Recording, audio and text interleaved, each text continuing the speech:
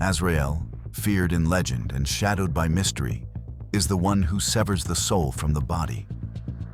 But why would a god of life appoint such a being to command death? The answer is not what we think. Behind Azrael's terrifying task lies a sacred trust, one that required purity, not cruelty, intimacy, not distance. God did not choose a destroyer.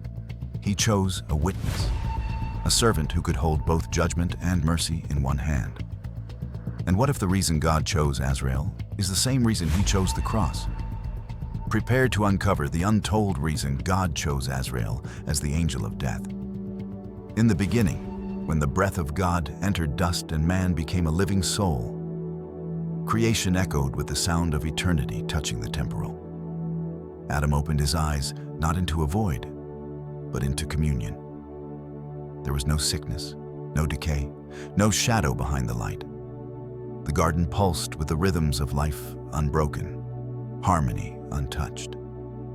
Yet even then, in that perfection, God knew the story would not end in Eden. For woven into the fabric of free will was the possibility of rebellion, and with rebellion would come the severing, not of God's love, which is unbreakable, but of life as it was originally formed. And so, before death entered man's vocabulary, it already existed in the halls of heaven, not as punishment, but as preparation. It was not created, but permitted. And to this sacred mystery, God assigned not a force, but a figure, not a principle, but a presence. His name was Azrael. Not mentioned with the fanfare of Michael or the proclamations of Gabriel, Azrael's commission was quieter, heavier. He was not made to speak, but to witness, not to declare, but to transition. When God formed the stars, he named them. When he formed man, he breathed into him. And when he appointed Azrael, he whispered a task that would echo through millennia. Wait at the boundary. While angels celebrated creation and light burst forth from the void, Azrael stood still, watching, listening, waiting. He was not the architect of death, nor its author. He was its recorder, its sentinel, its solemn gatekeeper. His role would not begin until the curse was spoken. And yet, even before the fall, he watched, not because he desired death, but because he was called to know it, to understand its shape, its weight, its cost. As Adam walked with God in the cool of the day, Azrael stood where light began to thin, at the edge of time's eventual fracture. He did not dwell in Eden, but he knew its name. He did not interrupt joy, but he understood its fragility, because his appointment was not tied to wrath, but to order. Every being formed by the Creator was made with intention, and Azrael's was perhaps the most misunderstood. When the serpent whispered, and Eve reached, and Adam followed, heaven did not erupt in chaos. It held its breath. The fracture was not loud, but it was final. In that moment, eternity recoiled. The Creator's word remained sovereign, but now his justice moved, and Azrael's scroll, until then blank, received its first name. Not as a sentence, but as a seal. Not as a punishment, but as a passage. When God spoke the curse, the earth shuddered, not just under the weight of sin, but under the anticipation of the end of innocence. The ground, once friendly to man, now awaited his return. From dust you came, to dust you shall return. And in that pronouncement, Azrael's commission began. He did not descend in fire. He did not wield a blade. He simply became present. At Cain's rage, Azrael watched. At Abel's collapse, Azrael recorded, not with delight, but with reverence. Because the first death was not just a murder, it was a moment that changed the course of all breath. The soul of Abel, now torn from flesh, became the first to pass through Azrael's presence. And though Scripture speaks of blood crying from the ground, heaven speaks of a witness who marked the moment. Azrael did not stop Cain, because his role was not judgment. He did not comfort Abel, because his role was not consolation. He stood at the veil, where spirit departs from body, and became the first to know the ache of watching a soul leave its tent. And in that moment, something eternal began. Azrael was not simply a passive figure. He bore the memory of every departure. He became the memory of every soul returned, unlike the angels of war or fire or announcement. Azrael's presence became a sacred silence. Where others roared, he waited. Where others descended with signs, he arrived with inevitability. The name Azrael is not found in Genesis, but his task was born there. For in every funeral, in every fading breath, in every final whisper, the hand of God does not leave. And Azrael is proof. He does not replace the Creator's hand. He is an extension of it, a reflection of divine order. For even death must bow to sovereignty. And so, throughout the unfolding story of humanity, from Eden to exile, from patriarchs to prophets, Azrael moves unseen. He does not shape history, but he marks its closures. Each soul he receives is not consumed, but cataloged. Each name that fades from the earth's register is written into the eternal scroll he carries, not as lost, but as returned. And that scroll is not a book of mourning, it is a ledger of transitions.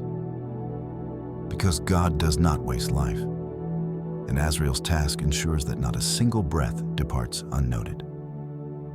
While kingdoms rose and fell, while prophets heard voices in whirlwinds, while judgment reigned in fire or flood, Azrael remained constant, quiet at the edge of every ending.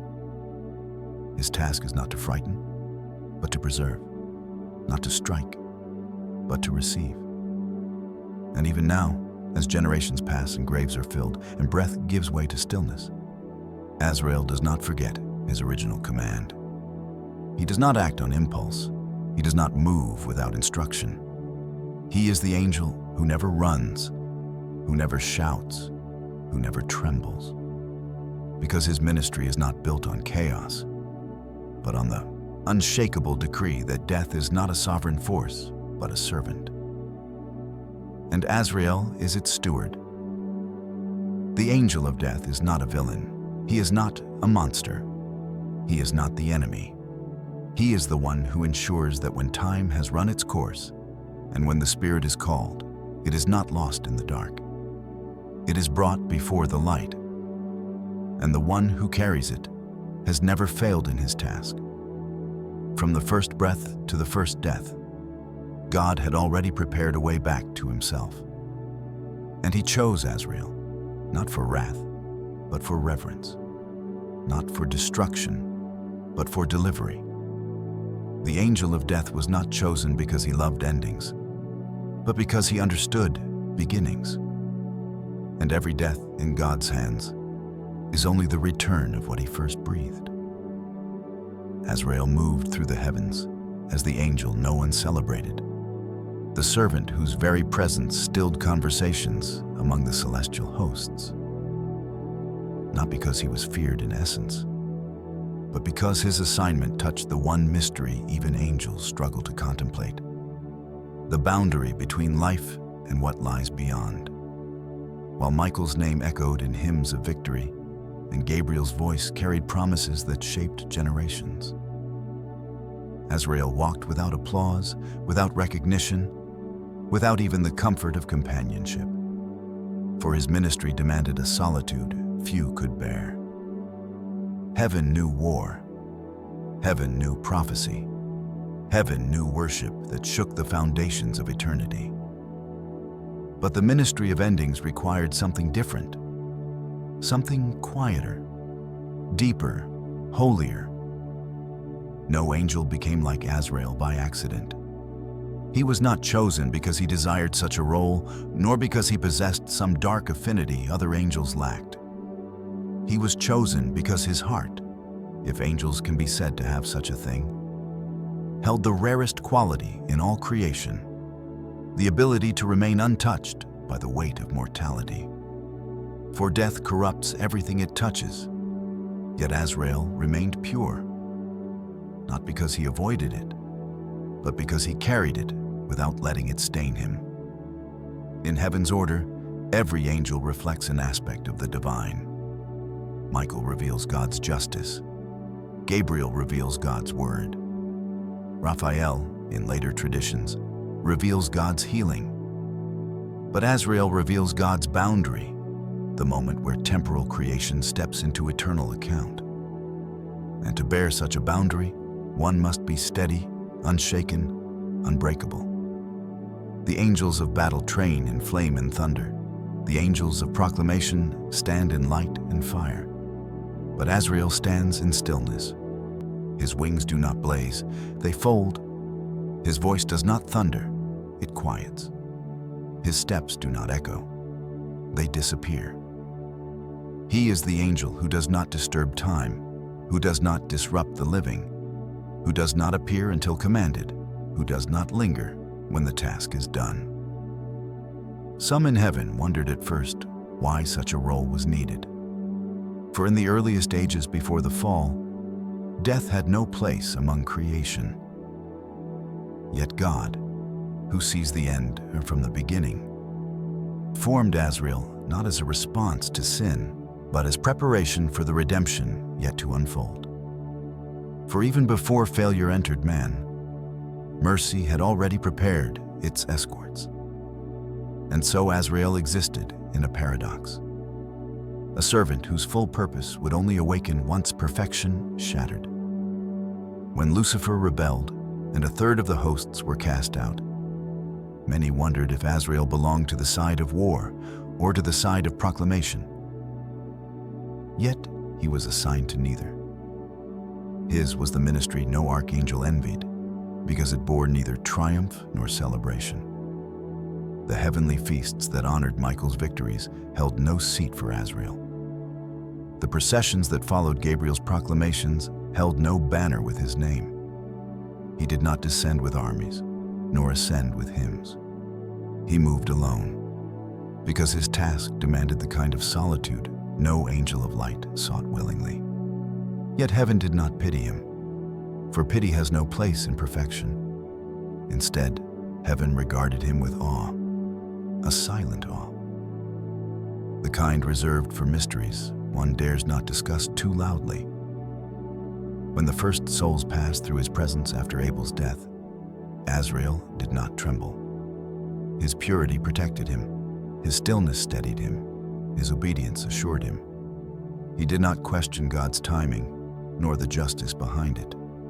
He merely received the breath that was returning to its maker. This stillness was not apathy. It was reverence. The living fear what they cannot see beyond. But Azrael stands where the unseen begins and does not flinch. No angel endures more goodbyes than he, yet he is never overwhelmed. No angel witnesses more separation, yet he is never divided. No angel stands closer to the veil, yet he remains untainted. That purity is the very reason heaven did not exalt him openly. His work was not one to be romanticized. Songs are sung for victories, not for farewells. Feasts are held for beginnings, not for endings. And Azrael's entire ministry was endings. Not the violent kind that sin births, but the sacred kind allowed by God. His role was not to sever life from its body, but to release life from its fading vessel, like loosening the final thread that binds a soul to its mortal frame. Humans later interpreted his presence as terror, because they misunderstood the holiness of transition. They imagined him as skeletal, grim, merciless. But heaven never saw him that way. To heaven, Azrael was not the angel of fear, but the angel of completion.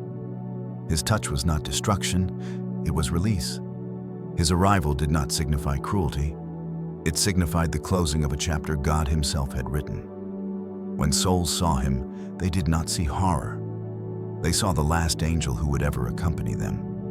What human eyes call death, heaven calls return. And Azrael is the escort of that return. Michael wields a sword. Gabriel wields a message. Azrael wields a moment. One moment. Yet it determines the destiny of eternity. Because the instant he arrives, the earthly story ends and the eternal story begins. It is a position no other angel holds, for no other angel was asked to stand in such proximity to the human condition. In time, the angels understood something profound. Azrael's ministry required more strength than war, more clarity than prophecy, more holiness than fire. Because he handles the most delicate thing God ever created, the soul in its moment of departure. The warrior may destroy armies, but Azrael touches eternity. The herald may announce kings, but Azrael escorts conquerors and beggars alike. No accolades follow him. No celebrations greet him. Yet he remains faithful, and heaven loves him for his obedience, even if humanity fears him for his appearance. For though no feast is held in his honor, he is honored in every life lived faithfully. For each ending completes a story God began. And though no songs are sung to praise him, every soul that crosses through him becomes a testimony of divine order. He is not celebrated, and yet without him, the heavenly order would fracture. For life without an appointed boundary becomes corruption, and souls without a sentinel become lost. Azrael ensures neither happens. That is why heaven does not measure greatness by applause. It measures by obedience. And Azrael, the angel no one celebrates, is among the most obedient beings ever fashioned by the Creator. There exists in the unseen realm a scroll that does not belong to history nor prophecy, but to the delicate thread stretched between both, the scroll of souls. Tradition whispers that it rests not in a vault nor on a throne, but in the hands of the angel who was chosen to wait at the threshold between breath and eternity. Azrael holds it, not as a weapon nor as a scepter, but as a record of return. It is not etched in ink, but in spirit. Each name that appears upon it is not a condemnation, but a confirmation. It bears no judgments, only timings, no accusations, only appointments. For it is written in the counsel of the Most High, "It is appointed unto man once to die, and after this, the judgment." And Azrael, faithful to that decree, does not write the names. He does not choose their hour. He does not weigh their worth. He watches. He waits. And when a name, long aglow upon the scroll, begins to dim, not violently, not suddenly, but as a candle prepared to go out, he moves. Not in haste, not in fury, but in perfect alignment with a rhythm set by the Eternal. There is no chaos in Azrael's ministry. Each soul's departure is choreographed by a will far greater than his. And so when he arrives, it is not by chance. It is not an interruption. It is a fulfillment. The moment written before the foundations of the world now unfolds in time, and Azrael, the witness of such moments, stands to receive. His presence does not hasten death, for he is not its cause. He is its guardian. He does not cause hearts to stop. He attends when their final beat is complete. He does not close the eyes of the dying. He is simply the last presence they feel before opening them to eternity. And in that sacred moment, he does not speak. For the soul already hears another voice calling it home. Azrael is not needed to explain, only to escort. His is the ministry of solemn procession, the spiritual counterpart to the earthly burial. For what man buries, heaven receives. And what heaven receives, Azrael records, not as a clerk, but as a steward. For every name that passes through his presence is precious. Every soul has been breathed by God. Every life, no matter how broken or brief, bore the imprint of the divine. And Azrael, unlike humanity, sees the soul as it truly is, not clothed in failure, not bound by memory, but as the eternal ember returning to its source. He does not discriminate between kings and beggars, prophets and prisoners. All whose names fade from the scroll are treated with equal reverence, for all came from the same breath. Some souls are met with quiet peace, those who trusted the Lord, who surrendered to grace, who closed their eyes knowing Christ would meet them on the other side. And when Azrael receives them, he is not the shadow they feared, but the doorway they walk through. But other souls depart in resistance, torn from life, still clinging to it, unready, unredeemed. And even then, Azrael does not rage, he does not sorrow, he does not pity. He simply fulfills his role. For he is not the judge, he is not the savior. He is the witness. He ensures no soul departs unaccompanied, no transition is missed, no ending is without dignity, even if judgment awaits. And when a name fades completely from the scroll, Azrael closes his wings, and in that instant, the soul stands before the throne. His work complete, he withdraws. He does not linger, he does not carry their fate. For their record is not in his hands. It belongs to the book of life or the books of deeds, held by one far greater. And yet, even in that, Azrael's scroll remains a sacred object. It is not legal, it is relational. It holds not law, but longing. Every name written on it is known by the Father. And when the time comes, the fading of that name is not a deletion. It is a calling. Azrael's scroll does not shrink. It does not forget. It simply passes each soul in its season, like leaves returning to the root. The scroll itself is timeless. In heaven's measure, it stretches across eras, bearing names of those who have yet to be born and those whose dust has long returned to the earth. It is said that Azrael knows each name not just as a line on a list, but as a melody, a rhythm, a spark. He remembers their first cry, their silent prayers, the moments when breath grew thin. And because he has witnessed so many, he carries no illusion about human strength or legacy. He knows what all flesh forgets, that every body returns to dust and every soul will stand in light. That knowledge does not make him cold, it makes him holy, detached not by lack of love, but by the immensity of the task.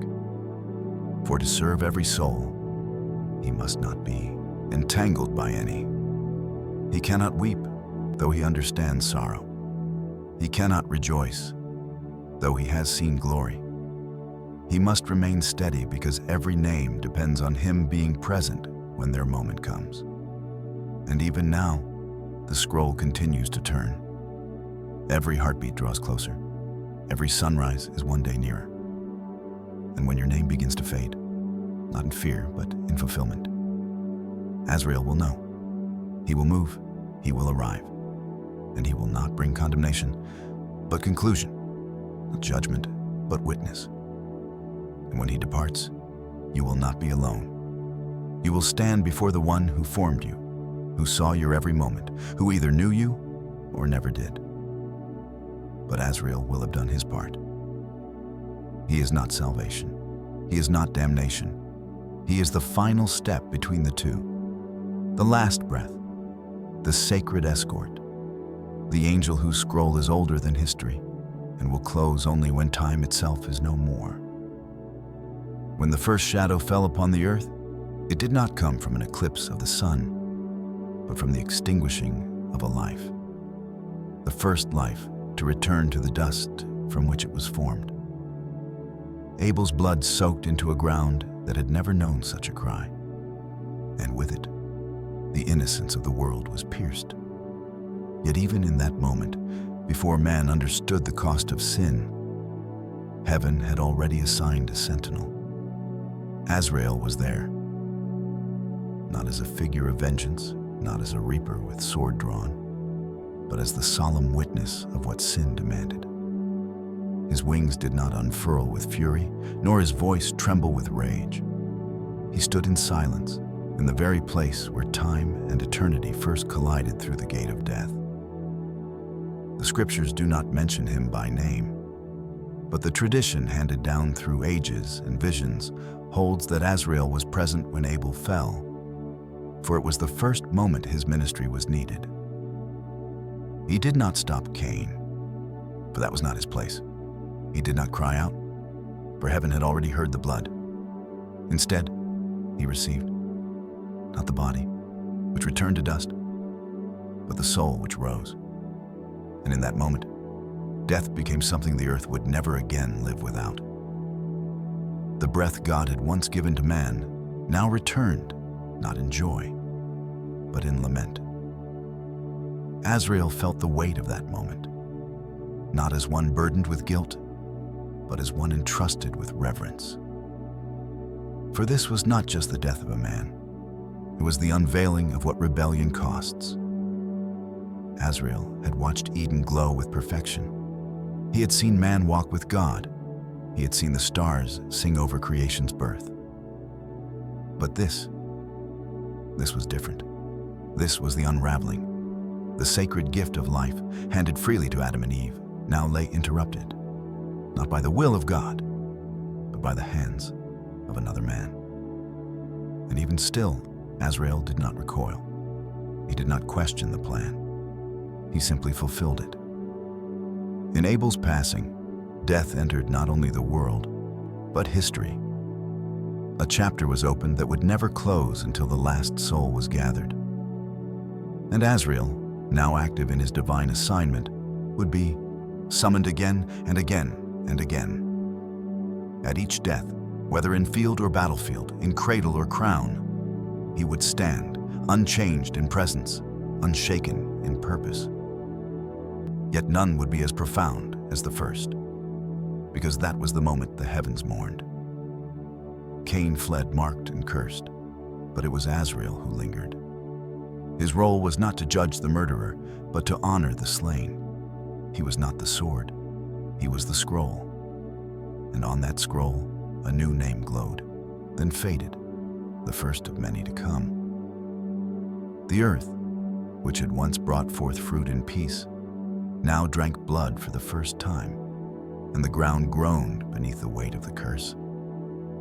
And Azrael, ever the silent witness, understood what the ground could not. This was not the end of life's beauty, but the beginning of life's cost.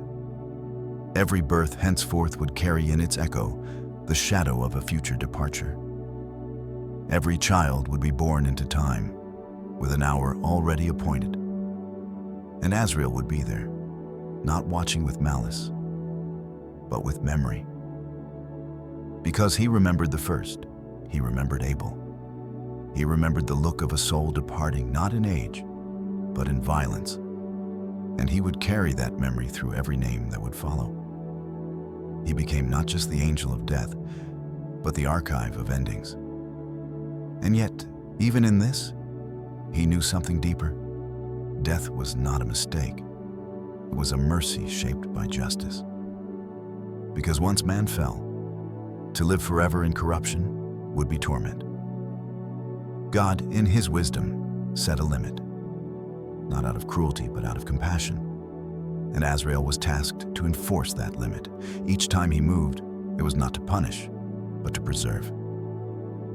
And though man feared him, heaven honored him, for he was not a bringer of evil, but a steward of transition.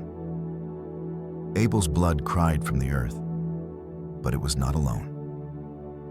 That cry would echo through time, mirrored in every innocent slain, in every breath cut short. And Azrael would hear them all. He would walk the fields of Egypt during the final plague, not with delight, but with obedience. He would pass over the faithful, marked by the Lamb's blood, not because he desired death, but because he honored salvation.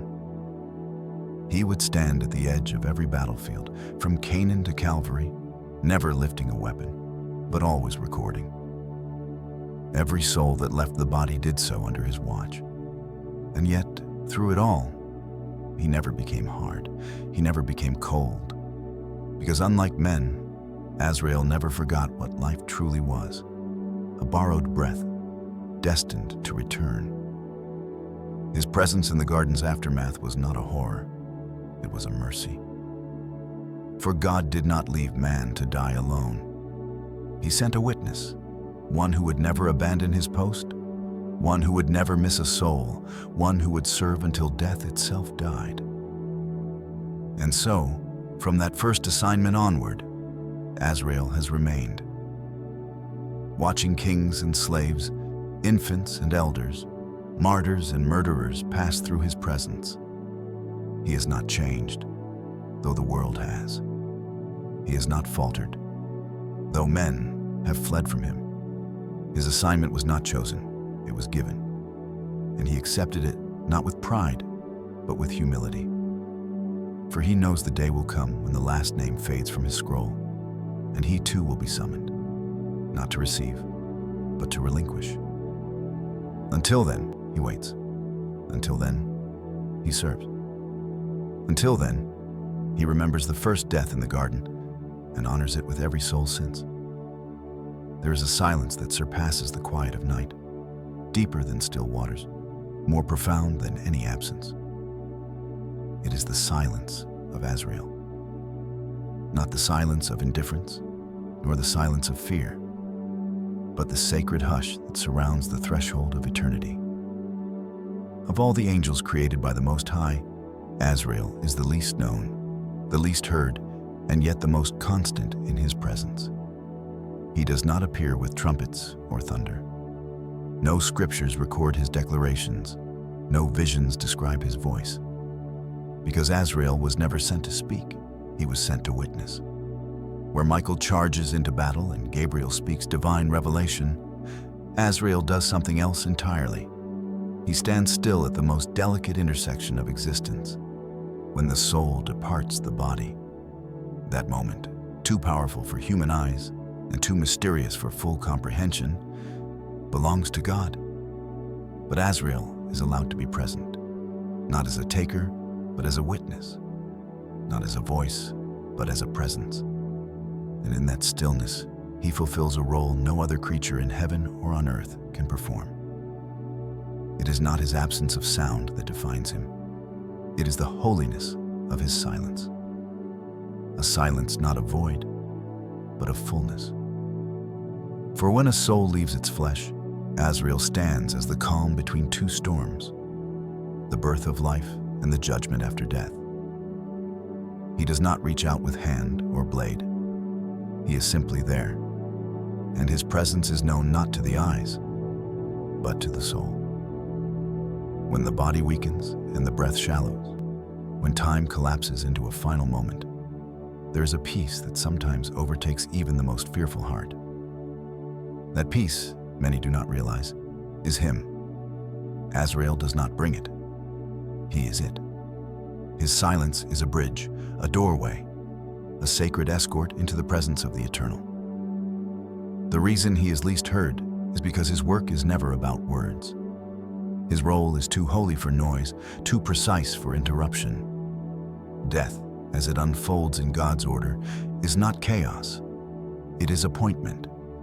And Azrael honors that appointment with reverence beyond comprehension. He does not grieve, though he understands grief. He does not celebrate, though he understands glory. His face is unreadable not because he lacks emotion, but because his commission requires restraint. In the rooms where saints breathe their last, where tears fall on bedsheets and loved ones pray in hushed tones, Azrael is already there, silent, steady, unseen. He does not rush, he does not delay. When the breath returns to God, when the last blink fades, Azrael records the moment. And in that instant, the soul sees. Not a grim reaper, not a monstrous shadow, but a figure of impossible calm. The very fabric of mortality trembles, but he does not. Because his stillness is not passive, it is purposeful. There is a reason no one has heard Azrael's voice. His assignment was never meant to stir man's senses, but to mark their passage. And so he speaks only in presence, only in timing, only in obedience. The weight of death is unbearable for men, but not for him, because he does not carry death. He simply escorts life back to its source. Azrael does not initiate anything. He finishes what God has declared complete. He does not question the moment. He upholds it. And that makes him more faithful than the most zealous of angels. His silence is not emptiness. It is filled with awe. Every second of his ministry is steeped in the reality that life is sacred, and thus, so is death. No archangel has seen more final moments than Azrael. No being has stood by more departures. And yet, with each soul, he brings the same reverence. He does not grow weary. He does not become desensitized. Because each soul is unique. Each name written on his scroll holds an eternal story. And for each, he returns to his silent watch. The saints of old, the prophets, the martyrs, the unknown and forgotten, all passed through his presence. When Stephen was stoned and looked up to see Jesus standing at the right hand of God, it was Azrael who was there the moment Stephen's spirit departed. When the thief on the cross cried, "Remember me," and Jesus promised paradise, Azrael was present when that soul slipped into glory. And even when the Son of God himself surrendered his spirit, saying, "Into your hands I commit my spirit," Azrael stood nearby, not as a witness of power, but as a servant of purpose. Not even Christ's death escaped the divine order. And Azrael was faithful, even there. Though he did not touch him, for no angel touches the Holy One, he saw what no one else did, that even death must bow to the Lamb. From that moment on, Azrael's ministry remained unchanged, yet forever transformed. For now death would no longer be the end, but the passage. And Azrael would not only receive the dying, he would now escort the redeemed. This sacred silence, therefore, became even more profound. Because now, each soul purchased by blood was not merely returning to its maker, it was returning to its Savior. And Azrael, though he never shouted it, knew. He knew when a soul passed from darkness into light. He could sense the difference. He could feel the glory waiting just beyond the veil. And though he never smiled, never wept, never sang, his stillness deepened, because he knew what it meant to serve the one who conquered death by dying. That is why Azrael's silence is sacred. It is filled with all the weight of divine timing. It is the silence of one who has stood in rooms of grief and gates of glory. The silence of one who has waited for the weak to finish their race. The silence of one who has heard the final prayers of kings and children alike. The silence of one who does not flinch, even as time collapses. Because while others cry and angels shout and demons rage, Azrael remains still. Stillness is his praise. Silence is his obedience. And presence is his ministry. To the world, he is invisible. To eternity, he is indispensable. For in every death, there is a witness. And he stands, not to speak, but to honor. Not to take, but to receive. Not to announce, but to complete. Azrael, the least heard among the archangels, is the most present when it matters most. And in his sacred silence, heaven receives what earth can no longer hold. Before the fall, before Eden, before light was separated from darkness and the stars were named, there was a throne, not set in space nor held by matter, but established above time itself, where eternity breathes without beginning or end. It was here, in the presence of the eternal, that Azrael stood, not as a response to rebellion, but as a fixture of design. For death did not begin with sin. It began with order. And Azrael, long before man inhaled his first breath, had already been assigned to witness the moment when breath would return. He was not a correction. He was a constant, a sentinel placed not in judgment, but in symmetry. For in the divine architecture of creation, every beginning must have its appointed end. Life without boundary becomes ruin, and time without closure becomes torment. Even the stars burn out in reverence to the God who called them forth. Even angels, mighty in flame and glory, submit to limits. And so God, who formed life with love, set bounds around it, not to restrain, but to preserve. And at the boundary where time surrenders to eternity, he placed Azrael, not with sword drawn nor face ablaze, but with stillness that defied chaos. Before sin was named, before Satan rebelled, before the foundations of the world were laid, Azrael had already stood in the quiet knowledge of his role. He did not envy the angels of proclamation or the guardians of Eden. He did not hunger for visibility or splendor, for he knew the gravity of the space he was called to occupy, the gate between the mortal and the infinite. Time, in its beauty, is a fragile gift. It must be measured, or it becomes madness. To allow the fallen to live without end would not be compassion. It would be cruelty. To extend days without holiness would be to perpetuate decay. And so, even before man fell, Azrael had a task: to hold the line where time ends and the eternal begins. Not with force, but with obedience. Not to destroy, but to preserve. He was not made to chase souls or haunt dreams. He was made to ensure that the sacred clock within each living being would never spiral beyond its purpose. And this too was love. For the God who created life also set its conclusion, not in wrath, but in wisdom. In this divine rhythm, Azrael became a guardian not of death, but of completion. When time's thread reached its final loop, Azrael was there to witness the return. His obedience was never to the moment itself, but to the one who numbered every day before one came to be. He served not time, but the giver of it. And in serving, he maintained the harmony between creation and creator. For to exist forever in brokenness would be to freeze sin in motion. It was mercy that placed an end to corrupted days.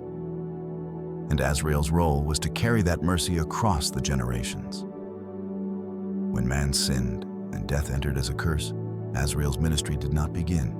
It simply became visible. What was always in place now moved into motion. He did not become darker. The world did. And yet he remained as he had been, pure, unmoved, eternal in purpose. There are many who imagine death as chaos, a cosmic accident, a violent thief. But in truth, it is a decree upheld by divine hands, and Azrael is the faithful servant of that decree. His presence is not the collapse of life, but the enforcement of its boundaries. For every creature under heaven must return to the breath from which it came. That return is not tragedy, it is completion.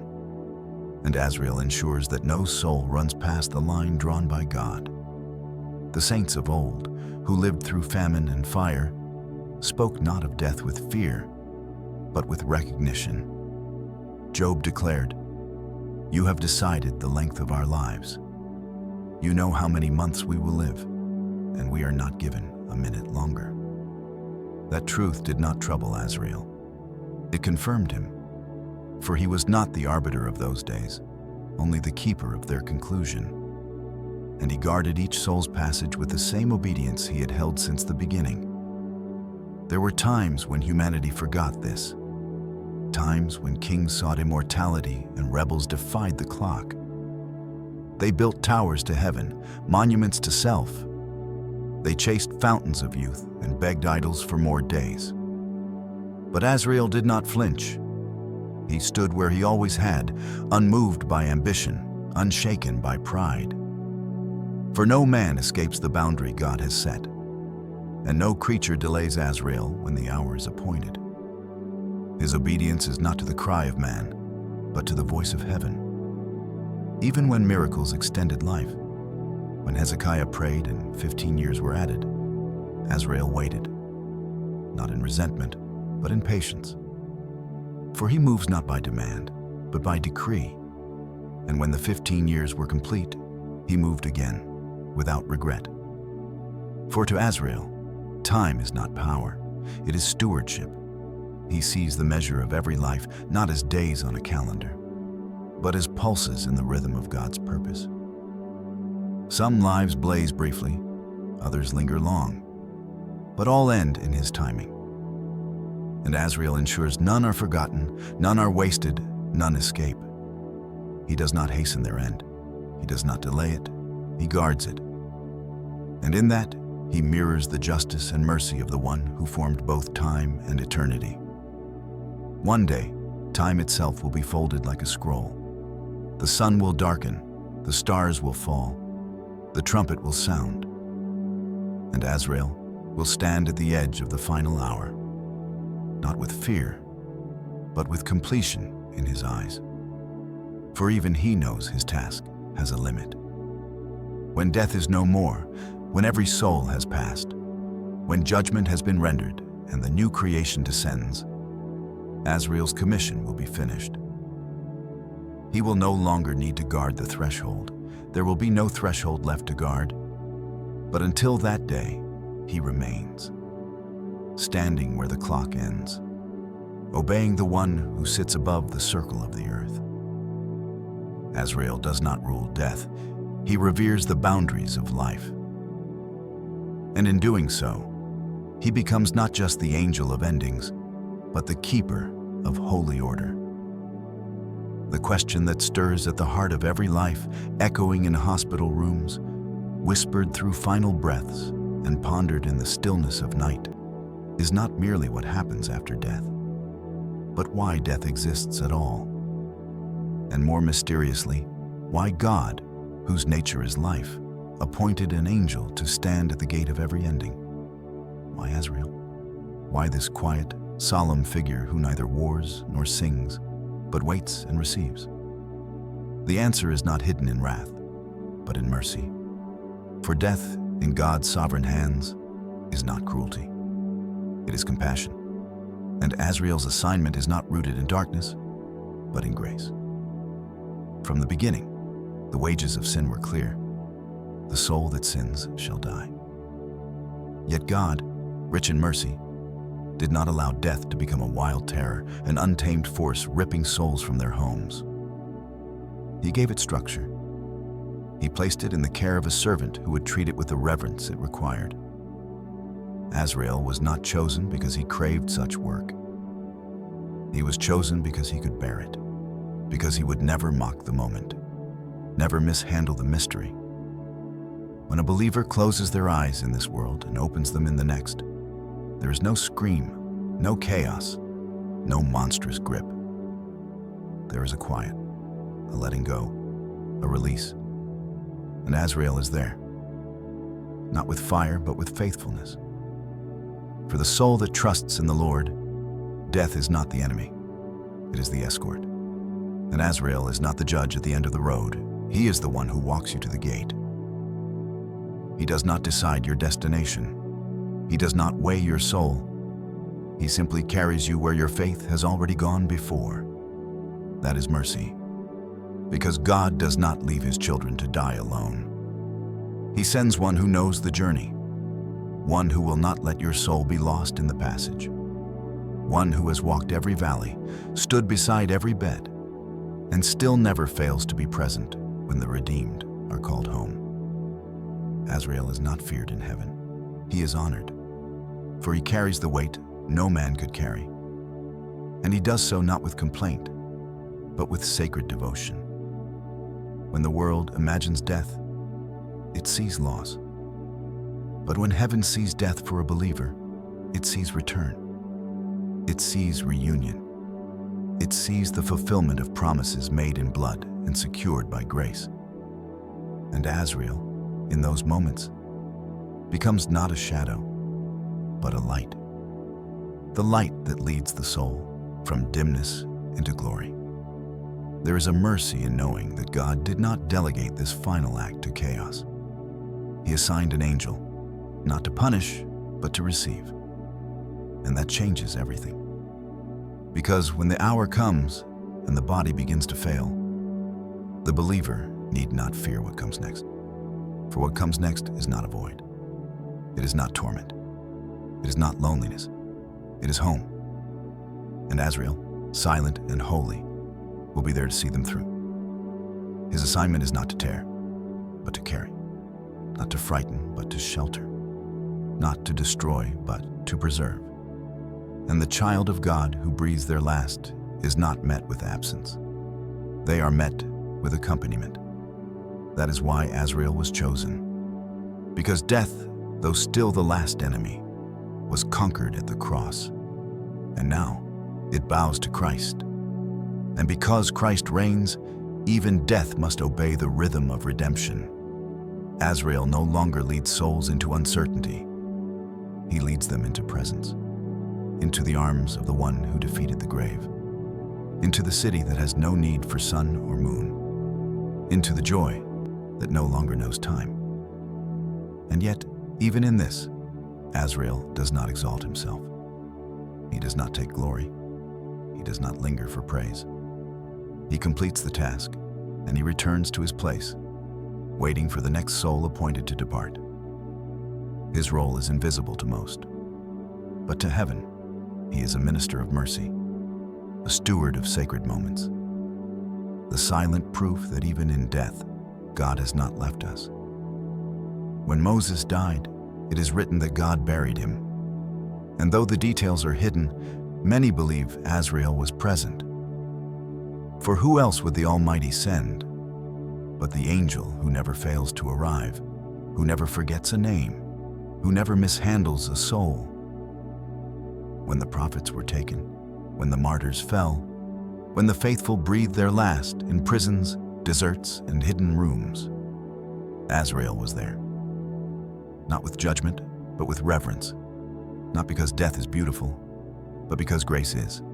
The mercy in his assignment is this, that every child of God will be carried, not abandoned, escorted, not seized, watched, not discarded. And when the final breath is drawn and the spirit leaves its shell, Azrael will do what he has done since Abel, stand silently, faithfully, and receive.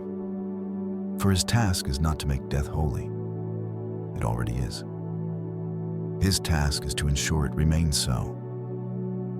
And one day, when the final soul is called, when the last believer is gathered, when time itself dissolves and the Lamb stands victorious, Azrael will no longer need to wait.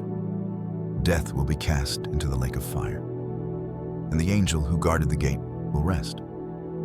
But until then, he continues, steady, silent, merciful, because his assignment is not just a task, it is an act of love. And the one who chose him knew that only a servant with hands clean of violence and a heart unmoved by fear could be trusted to meet every soul and guide them home. On the hill called Golgotha, as darkness veiled the sun and the earth trembled beneath the weight of unthinkable sorrow, a death unlike any other unfolded. Azrael, the eternal witness to the passage between life and the beyond, stood once more at the veil. But this time, it was not to receive a fallen prophet, nor a faithful saint, nor a soul weary from years of breath. This time, it was the sinless one, the Word made flesh, the Lamb without blemish. And as Jesus of Nazareth exhaled his final breath and whispered, "It is finished," Azrael, for the first time in eternity, paused, not out of confusion, but out of reverence so profound it silenced even the heavens. For this was not a life taken. It was a life given, a death chosen, a sacrifice ordained before the foundation of the world. Azrael had received kings, martyrs, children, and sinners. But never this, never perfection, never the very one who breathed life into man, now surrendering his own. As the spear pierced his side and blood and water flowed, as the veil in the temple tore from top to bottom, Azrael beheld something he had never witnessed in all the ages past. Death unraveling from the inside. Not in chaos, but in fulfillment. The Son of God did not die by force. He laid himself down. And Azrael did not take his spirit. He watched it ascend beyond his reach, straight into the hands of the Father. And then, silence. A silence even Azrael had never known. For 3 days, he stood not as gatekeeper, but as mourner, not as escort, but as observer. But even in that waiting, something was shifting. The scroll did not close. The assignment did not pause. Souls still departed. Death still moved. But now, there was a tremble beneath its foundations, a crack in its ancient stronghold. Because the one who had died was not subject to decay. And on the 3rd day, the earth shook again, but not with sorrow, with victory. The stone rolled back, not by human hands, but by divine command. The grave opened, not to release what was lost, but to reveal what was never bound. The tomb that once symbolized the end became a door to beginning. And Azrael, who had stood at the edge of every death, now stood at the site of death's undoing. For the first time, his role was not to escort, but to witness resurrection. The Lamb had risen, not rescued, not revived, but risen by his own authority. And in that moment, Azrael's ancient ministry was transformed, not discarded, but fulfilled. Because now, when a soul redeemed by Christ departs this world, Azrael does not stand alone. The risen Savior meets them. The gate is no longer a cold divide, but a glowing passage. Death is no longer the final word, but the threshold to glory. And Azrael's hands, once filled only with solemn endings, now carry sacred beginnings. The sting of death was not eliminated by avoidance. It was removed by confrontation. Christ did not circumvent Azrael's ministry. He entered it, passed through it, and returned victorious. He did not cancel the need for death. He consecrated it, made it holy, made it his. From that moment on, Azrael's assignment was no longer shadowed by the unknown. Now, it was lit by the cross. Every soul washed in the blood of the Lamb now walks through death with a shepherd waiting on the other side. Azrael still arrives, still receives, still watches, but his presence no longer signals terror. It announces completion. The mission remains, but its meaning has changed. For now, when he opens the scroll and sees a redeemed name fading, he knows he is not escorting them into silence. He is guiding them toward song, toward crowns, toward the presence of the one who once passed through his watchful presence and shattered death's grip from within. The power of resurrection did not erase Azrael's purpose. It baptized it, gave it depth, gave it joy, gave it the authority of the cross. And though he never weeps and never speaks, Azrael now stands with a kind of sacred anticipation. For every soul he receives that belongs to Christ is not a departure, it is a return to the one who defeated death by tasting it, a return to the garden that once was closed, now reopened, a return to the throne whose veil has been torn. And while unbelievers still pass through with dread, with unfinished business, with unresolved rebellion, the redeemed pass through with peace, because death is no longer their master. Christ is. And Azrael, obedient to the end, honors that victory. He watches as the souls ascend, not into judgment, but into joy, not into the unknown, but into the fulfillment of promises sealed with nails and crowned with thorns. The cross has forever marked Azrael's ministry. It stands behind every soul he receives, casting its shadow in glorious light. And though his silence remains, it is now a silence filled with meaning, the kind that only comes after a song has been sung and its echo still lingers, the kind that falls over a battlefield after the victory has been won, the kind that speaks without sound, "He is risen." Azrael knows this, and so does every soul that now walks through his presence on their way home. Death lost its sting not because Azrael ceased, but because Christ conquered. And now, the angel of endings has become the witness of the greatest beginning ever known. There will come a day when the scroll, ancient beyond imagination, heavy with the names of every soul who has ever drawn breath, will near its final turn. Azrael, the faithful steward of that sacred register, who has stood watch since the first tear fell in Eden, will behold what no angel has seen before. The last name glowing softly on the parchment of eternity. That name, known to God from before the foundation of the world, will not be random, nor delayed, nor forgotten. It will be the final thread in the vast tapestry of redemption. The scroll that once held multitudes will now hold one. One soul, one heartbeat, one final breath to be witnessed before the gates of time are sealed forever. And Azrael, who has never rushed and never faltered, will rise, not with solemn dread, but with reverent awe.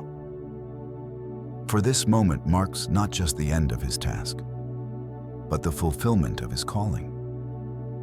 From Abel to the prophets, from kings to prisoners, from saints to skeptics, he has stood at the veil with unwavering obedience, receiving each soul with the same quiet honor.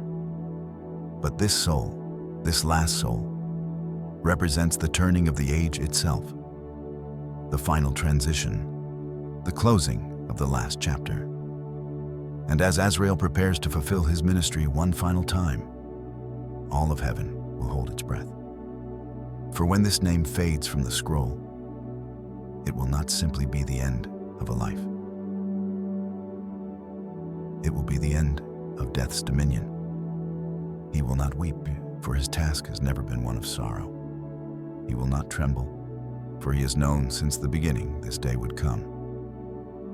Instead, he will move with the same grace that has marked every step of his eternal assignment, descending to where that last breath is drawn, not with fear, but with honor. He will stand beside the one whom all of heaven has awaited. And when the spirit departs the flesh, Azrael will receive it with the same hands that carried millions before. Hands untainted by violence, unmarred by pride. And then, for the final time, he will ascend, not toward the threshold, but toward the throne. The scroll, now empty of names and complete in purpose, will no longer pulse with light. It will rest. And Azrael, who never claimed glory, never demanded praise, never sought recognition, will walk into the presence of the one who first breathed life into the dust of Adam. He will carry the scroll, not as a record of loss, but as proof of obedience. And he will lay it down at the feet of the one who wrote every name, who numbered every hair, who wept over every prodigal, who died for every soul. There will be no speech, no proclamation, only the silence of completion, the same silence that accompanied Azrael's every mission. For this scroll was not his to open or to write. It was only his to hold, to guard, and to fulfill. And now, it is finished. The angel of death, so long misunderstood, will stand not as the enemy of man, but as a servant of God. And the Lord, seated in glory, will speak, not to assign another soul to Azrael, but to declare an end to death itself. As it is written, the last enemy to be destroyed is death. And in that moment, the destroyer will be destroyed. Not Azrael, but the power that he stewarded. Death will be cast into the lake of fire. The grave will lose its voice. The veil will be no more. And Azrael, the angel who waited in shadows and silence, will no longer be needed. For there will be no more dying, no more passing, no more scroll, only life, unending, unshaken, unveiled. And what will become of Azrael? The scriptures are silent, but heaven is not a place where faithful servants are forgotten. He will not fade, he will not be discarded, he will be honored, remembered, cherished. For his was not the ministry of might, but of mercy, not of spectacle, but of sacred trust. He bore the weight of every departure so others could step into glory. He watched as loved ones let go, as children returned to the Father, as martyrs gave their lives for a crown. He did not falter. And because of him, not one soul who was called home wandered. His scroll was the divine bridge between breath and eternity. And now, with the final name gone, the bridge no longer spans anything.